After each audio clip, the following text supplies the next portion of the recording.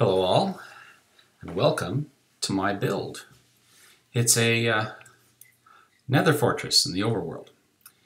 Okay, so take you back a couple months actually. Whoops, I turned that off.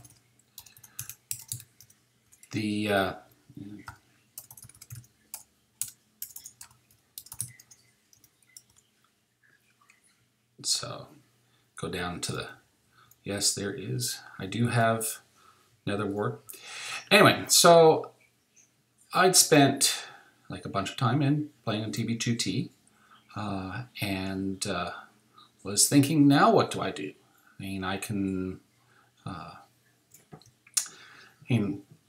I've adventured around a bunch. I have,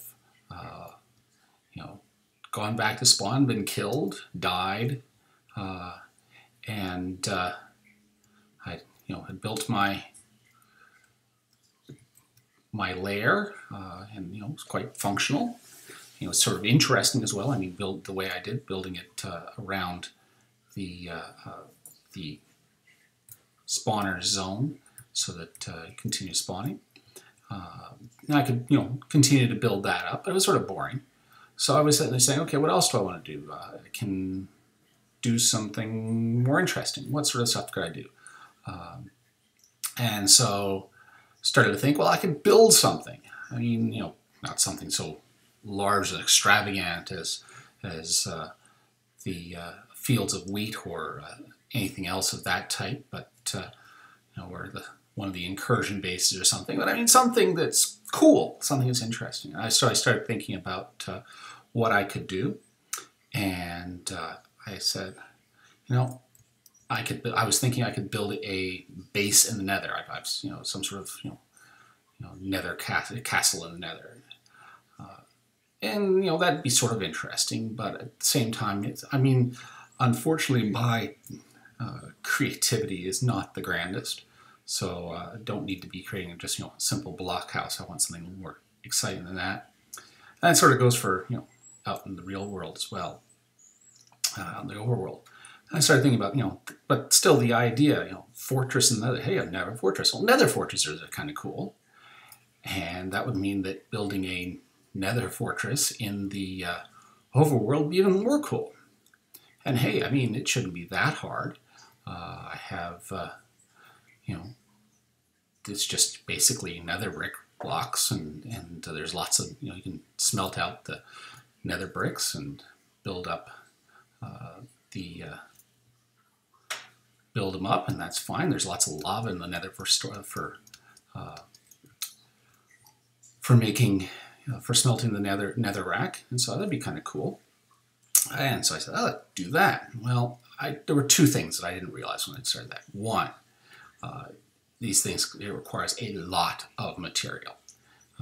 Just one of those little corridors down there, one little 5x5 section takes 90 nether brick blocks, which translates into 360 nether bricks, each of which is a single nether rack block smelted.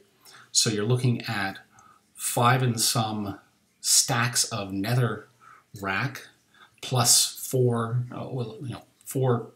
buckets of lava to smelt it with.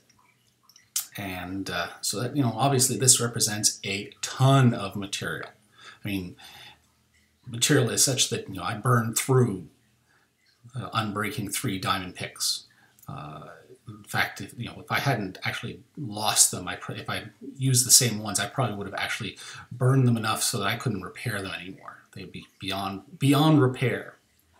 So I first have to give a big shout out to Danny Boy. I can't remember. I'll put a link to his the website, his YouTube site on my on this, because his how to build a nether fortress video was immensely valuable in doing this, because otherwise I would have had to spend lots and lots of time trying to figure out, oh, this is 7 blocks wide and how many blocks tall, and getting it wrong and having to do it over again, and whole process of how to build stuff.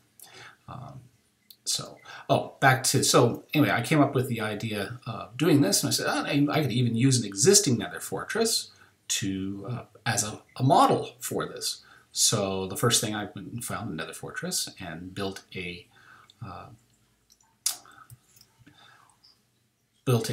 portal to here and started building. So this is, if we go through the portal, it's back in the main section over there with all the furnaces. That's where it is. A little bit of snow out here. No snow on the ground here because these, although it's based upon, it is not identical. There are some slight differences. Namely, in order to save material, I've made these hollow as much as I can, and I've used slabs where I can. So the roadway here is actually slabs. That's why there's no snow on it. But I've tried to economize, but it really doesn't help. So on an average, oops, clunk. Yeah, that's one thing I'll have to talk about. So I would go into the Nether and I would pick up, I would get, I don't know how many, I think 20 some stacks of netherrack, 13, let's see, so it'd be 1,300 blocks of netherrack, 13 buckets of lava, and that would get smelted, and that would fill up one row of those furnaces. I'd try to have all three levels of furnaces going, so 39 furnaces spitting out netherrack as far as I could, as fast as they could. And then it was just a matter of building. And so, I mean, this represents, this is all. Each of these I mined, and then I smelted, and then I built. So this is all, no dupes here, no creative mode, nothing. This represents basically 2 months of build time, 1 or 2 hours a night doing this. So significant amount of effort putting in here. As I said, there's some differences. There's a little bit of thing here, and also, for example, I don't have the little bit that sticks out there. I haven't bothered with that. There are some other minor differences, obviously, as well. I've put in torches so that mobs, although they don't come up as much. There are no pillars going down to the ground level, although the main area is as far above sea level as the in the net for the, which direction I want to go. Oh, that's wrong. As the no, we do want to go that direction. As the same thing in the lava level in the main the Nether. So okay, so let's see.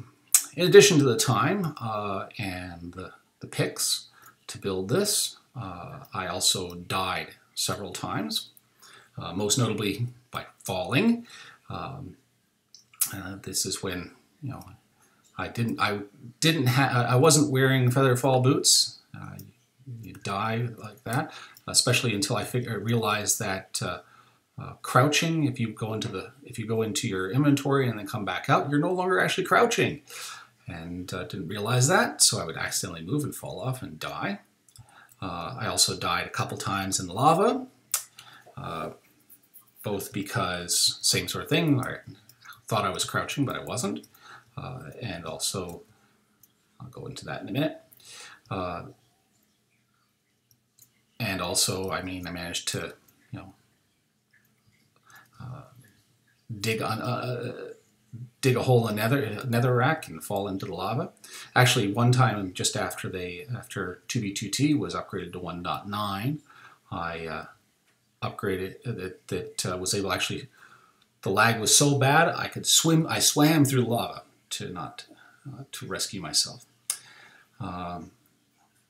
Unfortunately, while a couple times I could get back to here from my lair. This would be where the spawner would be. Obviously, I can't put a spawner in. Oh, sun's going down. the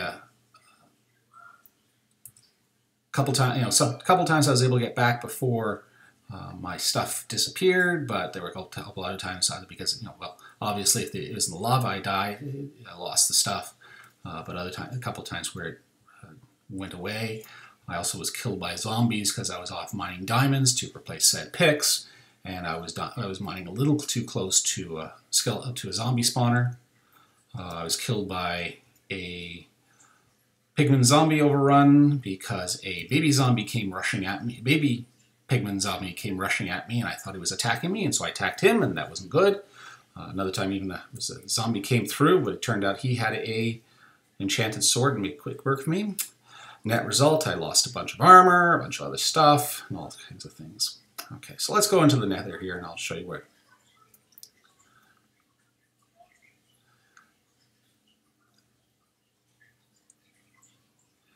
Waiting. Here are the people online at the moment while we wait. So it is right now June the 1st, 2015. Goodness, I feel like I'm back in 1.9 started out. Yep, let's get out. So there's the start there. So here, I built this on the 5th of April. So as you can see here, this is stuff here. There's a lot, and actually let me turn the lights on. A lot of places I've removed. I've mined out the netherrack, etc. Okay, so I've mined lots and lots of netherrack, lots and lots.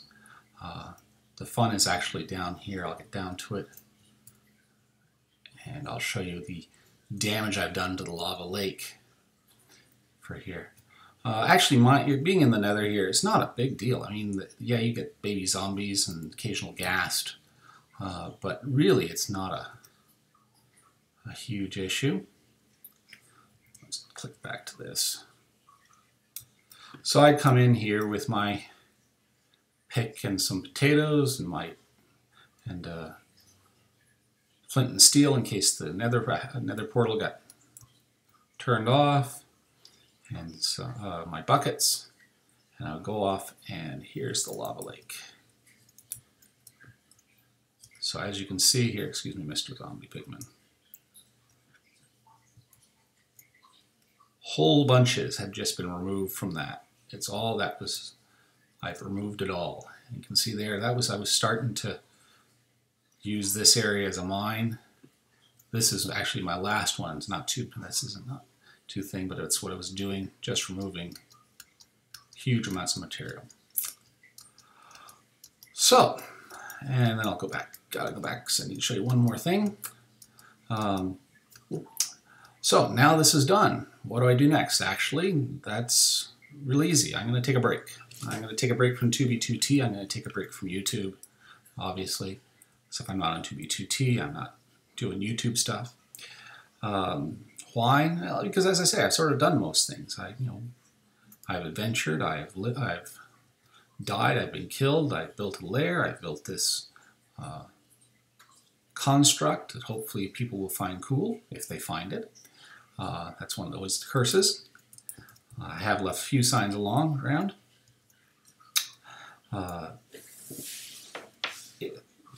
So it's, I could go off and do more adventuring, but what's the point?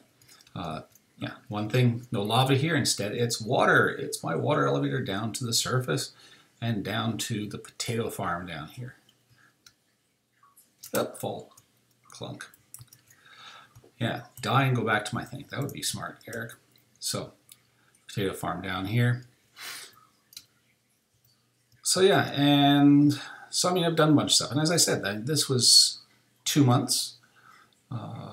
Pretty much, as I say, spending an hour most nights doing that. So it represents a, oh, come on, no, don't kill me that way. There we go. Substantial time investment. And actually, I probably should be spending my time doing something other than playing my 2B2T on Minecraft.